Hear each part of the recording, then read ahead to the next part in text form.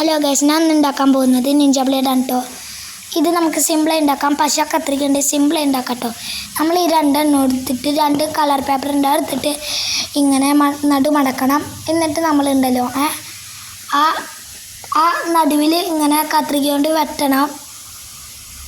അപ്പോൾ നമുക്ക് 4 എണ്ണം വരും കേട്ടോ. അത് 2 എണ്ണം മാറ്റി വെക്കണം. എന്നിട്ട് വീണ്ടും 2 എണ്ണം വരുമല്ലോ, അത് നമ്മൾ എടുത്തിട്ട് ഇങ്ങനെ മടക്കണം.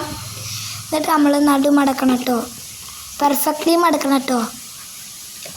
എന്നിട്ട് നമ്മൾ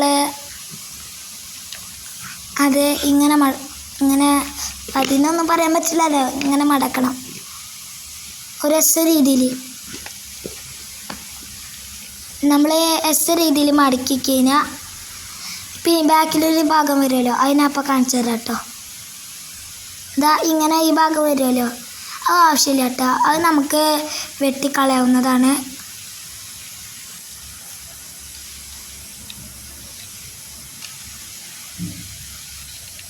അങ്ങനത്തെ 2 ഭാഗവും കളയാം കേട്ടോ. അത് നമുക്ക് ആവശ്യമില്ല, അത് നമുക്ക് കളയാവുന്നതാണ്.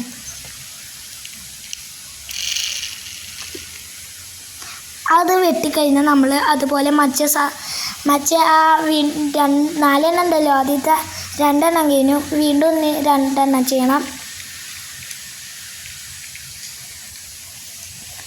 അത് നടുമടക്കിയിട്ട് നേരത്തെ ചെയ്ത പോലെ റിപ്പീറ്റ് അടിക്കണം നമ്മൾ.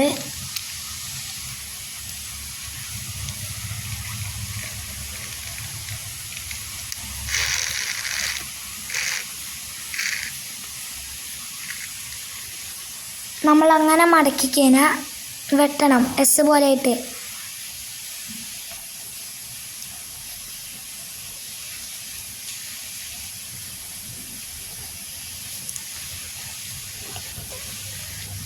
ഇതാവശ്യമില്ല കേട്ടോ.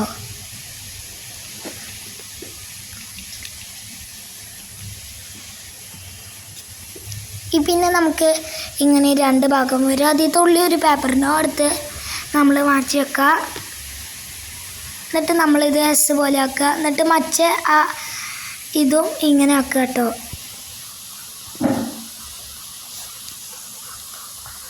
ഇത് ഞാൻ പശ വെച്ചിരിക്കുന്നത് പറന്ന് പോകാതിരിക്കാനാട്ടോ.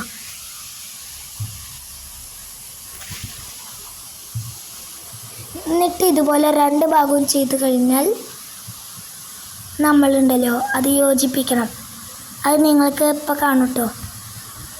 ഇതുപോലെ നമുക്ക് യോജിപ്പിച്ച് കൊടുക്കണം.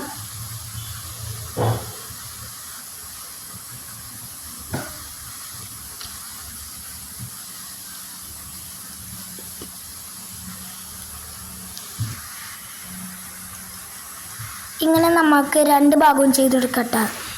ഇനി നമുക്ക് മറ്റേ ഭാഗവും ഇതുപോലെ തന്നെ ചെയ്യണം.